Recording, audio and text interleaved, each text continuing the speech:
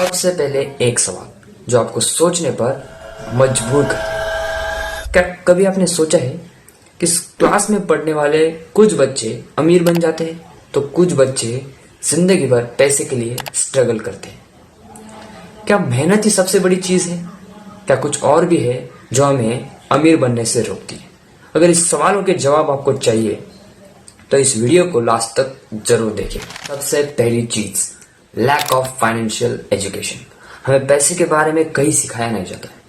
हम स्कूल में 10 से 12 साल पढ़ते हैं, लेकिन हमें पैसे मैनेज कैसे करने हैं ये समझ नहीं आता है।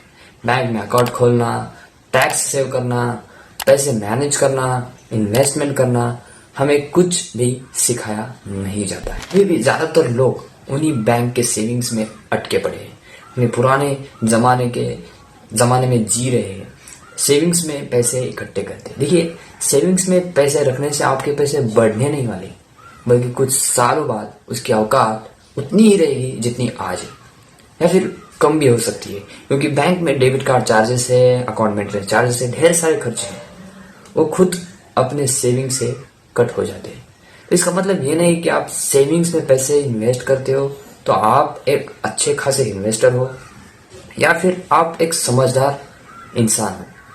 ये बिल्कुल मूर्खता हो सकती है। अगर आपको इन्वेस्ट करना है तो आपको हर एक चीज सीखनी होगी।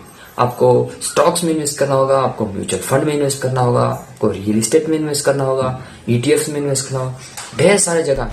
तो सबसे पहले फाइनेंशियल एजुकेशन को हासिल करें, स्टॉक्स म्यूचुअल फंड में पैसे इन्वेस्ट करें, उनको पढ़े, उनको समझे, रिस्क के साथ चले और अपने पैसे खुद इन्वेस्ट करें और सही जगह इन्वेस्ट करें। दूसरी चीज, स्पेंडिंग मोर देन अर्न। जरूरत से ज्यादा खर्चे करना।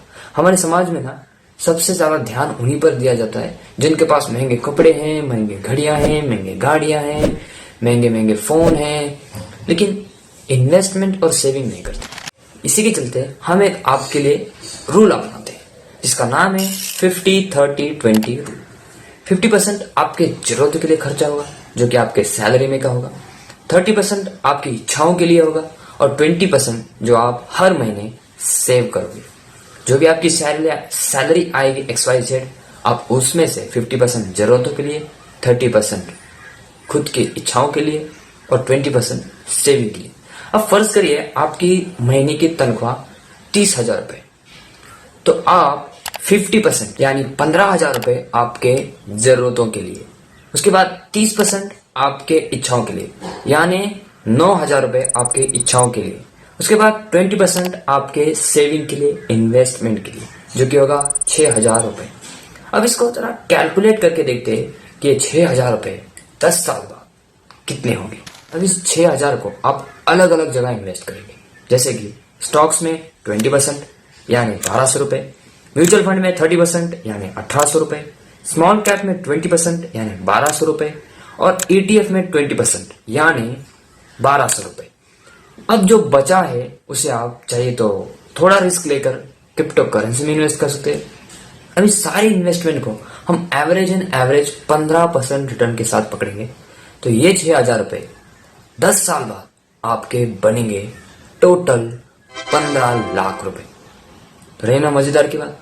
तो इसीलिए कहते हैं कि इन्वेस्ट कीजिए, सतर्क बनिए और थोड़ा होशियार बनिए ताकि आप भी इस अमीर की ट्रैप में आ सके। तो बस पहले इन्वेस्ट करो और जो बचेगा उसे खर्च कर दो। तीसरी चीज, relying only on one income source. सिर्फ एक ही इनकम सोर्स पर निर्भर रहना। अगर आप एक ही इनकम सोर्स पर निर्भर रहते हैं तो आप कभी फाइनेंशियल फ्रीडम नहीं पा सकते। सोचिए, अगर जॉब चली गई तो रतन टाटा, मुकेश अंबानी, क्या इनको सिर्फ एक ही जगह से पैसा आता है? नहीं, इनके मल्टीपल इनकम सोर्सेस से। बस आपको वही करना है। आपको अपने इनकम सोर्स बढ़ाने हैं, आपको फ्रीलांसिंग करनी होगी, आपको यूट्यूब का चैनल खोलना होगा, आपको साइड गिग्स करने होंगे ताकि आपको अपना इनकम बढ़ाना होगा, आपके इनकम सोर्स बढ़ाने होंगे ताकि आप अमीर बन सको। चौथा point, fear of investing. Investment से हमें डराया जाता है, हम डरते हैं इन्वेस्टमेंट करने के लिए। आपको ये जानकर हैरानी होगी, भारत में सिर्फ 5% लोग ही स्टॉक मार्केट में इन्वेस्ट करते हैं, बल्कि अमेरिका में यह आंकड़ा 50% से भी ज्यादा है। क्यों? क्योंकि हमें इन्वेस्टमेंट से डराया जाता है। अब आपको समझ आया होगा कि ज्यादातर लोग गरीब क्यों रह जाते हैं, लेकिन अब इस चक्रव्यूह से बाहर निकल सकते हैं। फाइनेंशियल एजुकेशन लें, स्मार्ट तरीके से इन्वेस्ट करें, अपने खर्चों को कंट्रोल करें और मल्टीपल इनकम सोर्स बनाएं। अगर आपको ये वीडियो पसंद आई तो लाइक करें और कमेंट में बताइए कि इसमें से सबसे ज्यादा कौन सा पॉइंट आपको सीखने मिला। एंड और ऐसी वीडियोस के लिए चैनल को सब्सक्राइब कीजिए। I am Ganesh Shekhar, signing off. धन्यवाद।